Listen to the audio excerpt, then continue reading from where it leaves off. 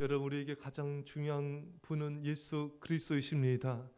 우리에게 가장 중요한 일은 주님께서 우리 십자가에 죽으시고 우리 죄를 대속하여 주시고 우리에게 주신 십자가 사건인 것입니다. 그래서 따라서 우리가 가장 기뻐해야 될 것 또한 주님께서 우리에서 죽으신 그 구원, 그 구원에 대한 감격, 기쁨이 우리에게 가장 중요한 기쁨이 되는 것입니다. 근데 여러분, 근데 많은 사람들은 예수님이 나를 위해서 죽으셨고 구원하셨고 이것에 대한 구원의 감격을 많이 상실한 채 살아가고 있습니다. 어떤 일이 기도한 것이 응답되거나 또 내가 바라던 어떤 문제가 해결되거나 진로가 열리거나 건강이 회복되면은 기뻐하기도 하고 감사하기도 하지만 예수님께서 나를 위해서 십자가에 죽으시고 구원하시고 나를 위해서 모든 것을 바치신 그 십자가의 은혜에 대해서는 감격하거나 감사하지 않는 그런 모습이 너무나 많이 보게 된 것입니다. 여러분, 가장 중요한 것은 예수님의 십자가의 사랑인 것입니다. 이것을 우리가 기뻐하지 않는데 무엇을 기뻐할 수가 있겠습니까? 가장 중요한 것에 대한 감사, 감격이 없는데 어찌 우리에게 주어진 또 축복에 대해서 온전한 감사를 드릴 수가 있겠습니까? 그래서 예수님께서도 말씀하시지 않습니까? 누가복음 10장 20절 말씀에 예수님 말씀하십니다. 그러나 귀신들이 너에게 항복하는 것으로 기뻐하지 말고 너 이름이 하늘에 기록된 것으로 기뻐하라 하시니라. 70인 제자들이 귀신을 쫓아냈습니다. 사탄이 떨어진 걸, 귀신 권세가 떨어진 걸 보았습니다. 그런데 예수님께서 그런 것으로 기뻐하기 이전에 너 이름이 하늘에 기록된 것으로, 너희가 구원받은 것으로 기뻐하라. 할렐루야. 여러분, 예수님이 말씀 무엇입니까? 우리가 어떤 기쁨보다 중요한 기쁨은 너희가 구원받은 기쁨이니라. 여러분, 구원에 대한 감사, 감격이 없는데 어찌 다른 것에 대해서 감사할 수 있겠습니까? 그렇지 않습니다. 우리가 가장 속히 회복해야 될 중요한 기쁨은 구원에 대한 기쁨인 것입니다. 자, 그런데 왜 많은 성도들이 이 구원의 감격과 기쁨 없이 살아가고 있을까요? 그 바로 죄인 것입니다. 다윗이 밧세바를 범하고 나서 가장 먼저 잃어버린 게 뭡니까? 바로 구원에 대한 즐거움을 잃어버린 것입니다. 그래서 다윗은 오늘 본문에서 하나님께 기도하고 있습니다. 주의 구원의 즐거움을 내게 회복시켜 주시고 구원의 즐거움을 회복시켜 주십시오. 다윗은 구원의 즐거움과 기쁨이 있었는데 이제는 그 구원의 즐거움이 죄로 말미암아 사라져 버린 것입니다. 여러분, 근데 누가 이런 기도를 드릴 수 있는지 아십니까? 구원의 즐거움을 회복시켜 달라고 누가 기도할 수 있습니까, 여러분?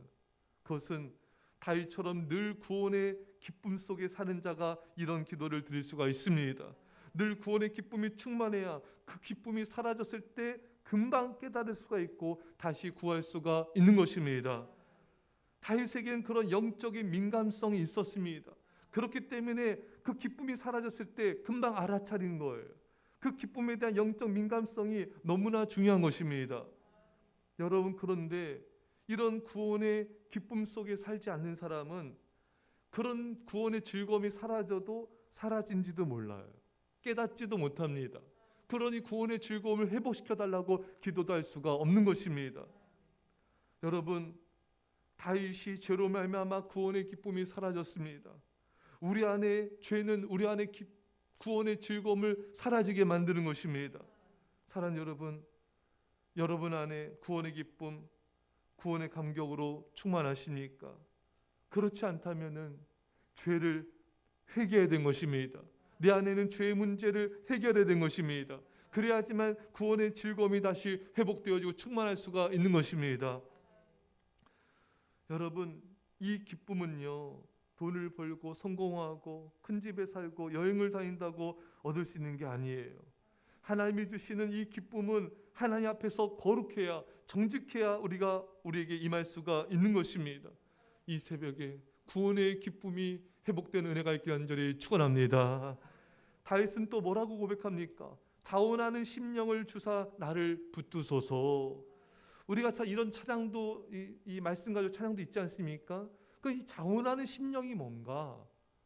지금 죄를 범한 이 상태에서 구원의 기쁨을 회복시켜달라는 이 상황에서 이 맞는 말인가?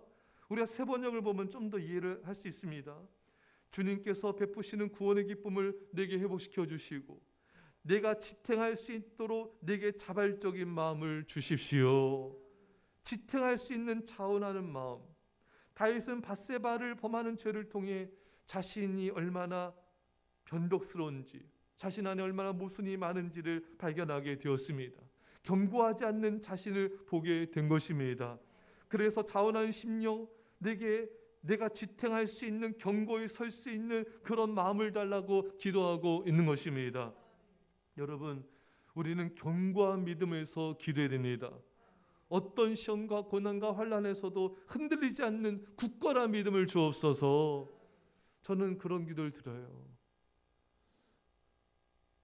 주님, 아브라함처럼 절대적으로 즉각적으로 순종하는 믿음을 주옵소서. 여호수아 갈렙처럼 강하고 담대한 믿음, 굳건한 믿음, 약속을 성취하는 믿음을 주옵소서. 요처럼 어떤 상황에서 감사 찬양하는 믿음을 주시고 요셉처럼 어떤 상황에서 하나님의 섭리를 받아들이는 그런 감사와 기쁨의 믿음을 주옵소서. 여러분, 우리는 믿음을 위해서 기도해야 돼요. 저희 연약하고 어린애 같은 이 믿음이 장성한 믿음이 되게 하시고 굳건한 믿음이 되게 하시고 담대한 믿음을 되게 하시고 세상을 이기는 믿음이 되게 하여 주옵소서. 자원하는 심령을 주십시오. 이 말씀 속에는 자유하는 주의 영을 주소서라는 뜻이 포함되어 있습니다. 여러분, 주의 영은 자유하는 영입니다. 주의 성령이 있는 곳에 자유함이 있습니다. 그 자유하는 영, 성령의 견고한 심령으로 우리를 붙잡아 주는 것입니다. 자유하는 주의 영을 부으셔서 우리 심령을 견고하게 붙들어 주옵소서. 여러분, 우리를 자유케 하는 성령의 충만함을 날마다 구하셔야 됩니다. 우리가 성령으로 충만할 때 우리는 진정으로 자유해지는 것입니다. 여러분, 저렇게 제자들이 핍박을 당하고 매를 맞고 또 죽음의 위협을 당한다 할지라도 그들은 기쁨이 충만했어요. 사도행전은 그것을 말하고 있습니다. 성령과 기쁨이 충만하니라. 성령이 충만함이 바로 주님 주신 기쁨의 충만인 것입니다. 사랑하는 여러분, 우리에게는 어떤 환경과 사랑과 어떤 일이 우리를 억압하지 못합니다. 내가 성령으로 인한 견고한 심령이 없기 때문에 우리가 힘든 것이지, 우리가 성령 충만함으로 우리가 자유하며 우리가 견고하다면 우리 어떤 것에 속에서도 자유와 참된 기쁨을 누리게 될 것입니다. 이 새벽에 자유케 하는 주의 영으로 성령으로 충만하여 주셔서 하나님 주시는 기쁨과 자유함이 충만하기를, 승리하시기를 간절히 축원합니다. 기도하겠습니다. 사랑의 아버지 하나님, 우리에게 가장 중요한 분은 예수 그리스도이시며 주님께서 이루신 구속의 사역일진데 우리 안에 그 구원의 기쁨과 감격이 충만케 하여 주옵소서. 우리 죄가 그 구원의 기쁨과 감격을 잃어버리게 만드는데 주여, 우리 안에 있는 모든 죄를 용서하여 주시고 날마다 구원의 감격 속에, 거룩함 속에 거하게 하여 주옵소서. 주의 영, 자유케 하는 영, 성령으로 충만하게 하여 주셔서 우리 어떤 상황에서도 자유케 하여 주시고 견고한 심령으로 우리가 승리케 하여 주옵소서. 감사드리며 예수님의 이름으로 기도합나이다. 아멘.